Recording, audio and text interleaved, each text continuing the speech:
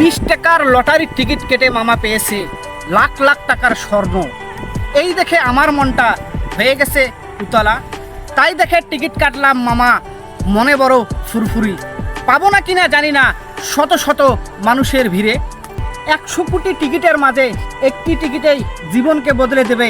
তাই দেখে মামা বাড়ির বলদ গরু বিক্রি করে টিকিট ক্রয় করে। এটা নয়তো ভাগ্য পরিবর্তনের খেলা, এটা শুধু ধ্বংসের পথের খেলা। এতে আমাদের সমাজকে ধ্বংসের পথে নিয়ে যাচ্ছে, কেউ আর মাথায় রাখে না। হচ্ছে ধ্বংসের দিকে নিয়ে যায় একটি মানুষকে, এটা কেউ আর বোঝে না। শত লোকের ভিড়ে একটি টিকিট উঠবে, কার ভাগ্য হবে তা দেখে সংসারকে নষ্ট করো না ভাই। বর্তমানে দেখা যাচ্ছে আমাদের এলাকায় এ নিয়ে হিড়িক পড়ে গেছে। এভাবেই চলতে থাকলে দিন দিন বেড়ে যাবে চুরি আর ডাকাতি, তখন সমাজ হয়ে যাবে নষ্ট। দোষ দেব কাকে? তাই আসুন সবাই এর বিরুদ্ধে রুখে দাঁড়াই, যাতে আমরা আমাদের সমাজটাকে একটি সুশৃঙ্খল মুক্ত সমাজ হিসেবে গড়ে তুলতে পারি।